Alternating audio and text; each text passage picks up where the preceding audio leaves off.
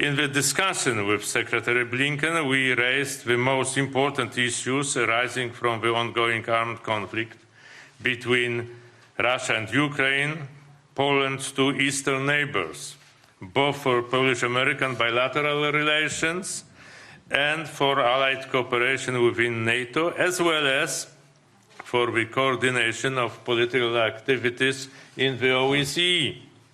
Poland will never recognize territorial changes brought about by unprovoked, unlawful aggression.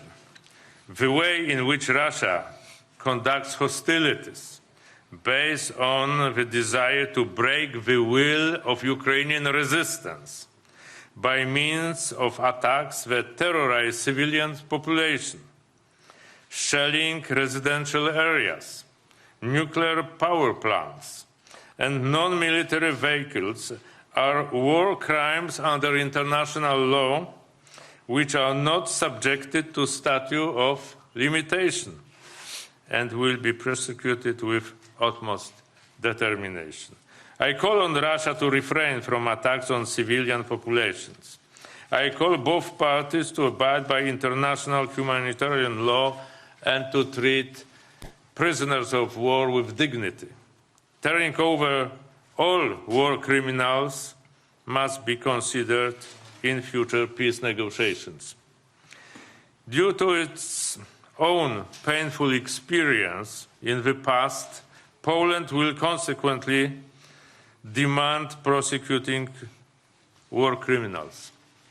This is our historic debt to the inhabitants of Guernica and Wieluń, whose sacrifices can never be forgotten. Pursuing war criminals is an element of humankind's common memory. It's our common obligation. To achieve this, Poland called to life the Raphael Lemkin Center for Documentation War Crimes in Ukraine. We discussed possibilities for Polish-American cooperation in this area. I call for an end of the bloodshed and a ceasefire for the duration of the talks between Ukraine and Russia. In my capacity as OSCE chairman in office, I welcome the understanding for the creation of humanitarian corridors that will facilitate the evacuation of civilians from Ukrainian cities under siege. Along with the majority of OSCE countries, I appealed for this from the outset of the conflict. I view this understanding as a ray of hope to prevent more Ukrainian civilians from falling victims to war. Everything possible must be done to ensure their evacuation. Russia's aggression in Ukraine caused a humanitarian crisis of an unimaginable scale. Our priority is organizing effective aid to hundreds of thousands and soon be millions of refugees. Poland already received up to 700,000 refugees, and we will continue to do so for everyone that needs it, regardless of a nationality, race, or religious creed. The attack on Ukraine already transformed Europe and its sense of security. Poland decided to immediately increase its defense spending budget to 3% of its GNP beginning next year.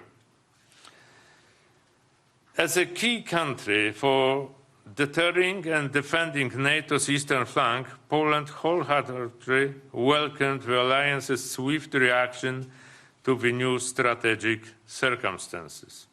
And conveyed to Secretary Blinken my thanks to President Biden for his effective leadership in coordinating an explicit, united, and effective response from the transatlantic community and with reward to Russia's aggression. As a host country for NATO response force on the eastern flank, Poland plays a critical role in this reaction, and we are determined to abide by it.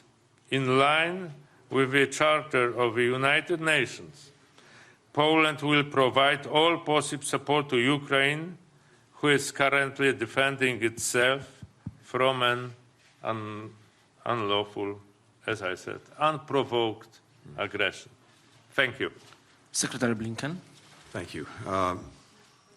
Zbigniew, I want to thank you, as always, for a very good exchange, for the very warm welcome. And we were just at NATO together. We were in Washington together just a few weeks ago, and it's very good to be here with you. I'm also especially pleased that Ambassador Brzezinski is now here in Poland, credentialed last month.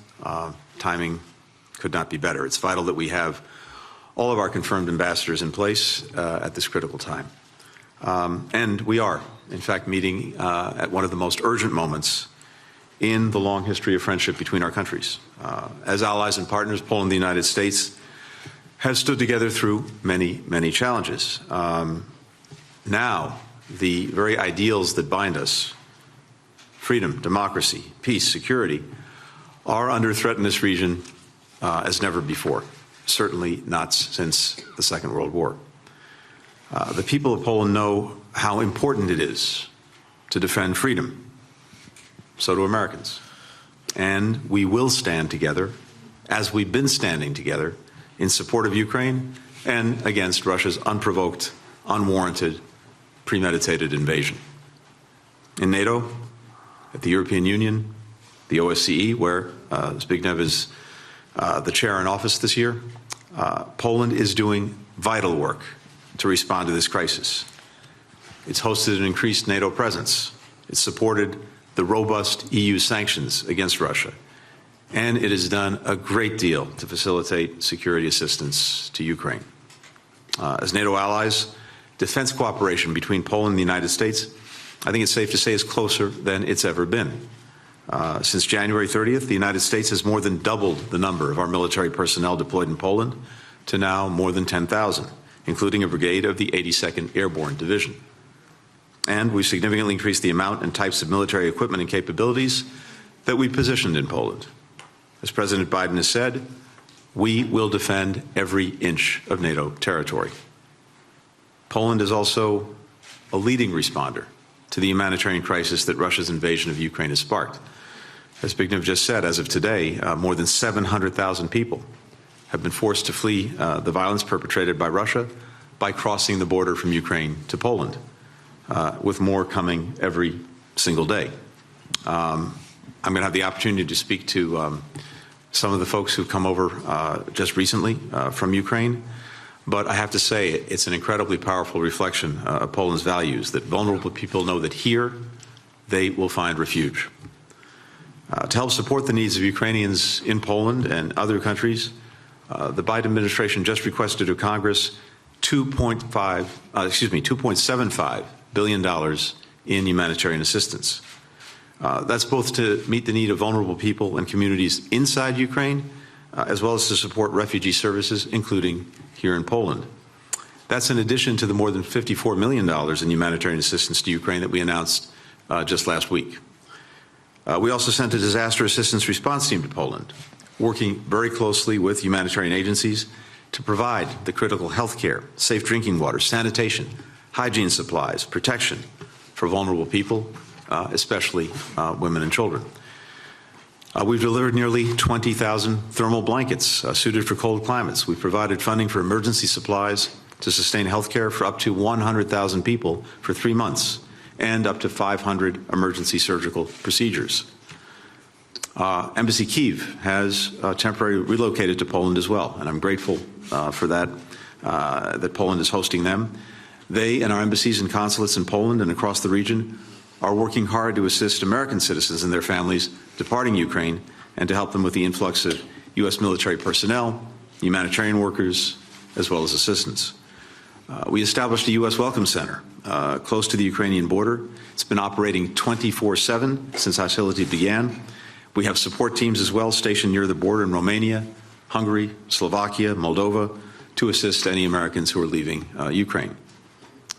At this moment of crisis for millions of Ukrainians, and as the security of Europe hangs in the balance, Poland has stepped forward with generosity, with leadership, with resolve.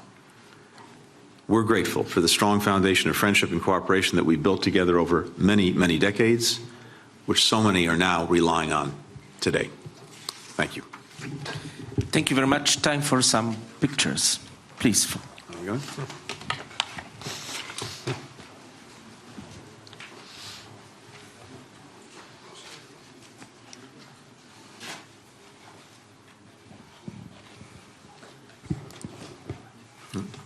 Thank you.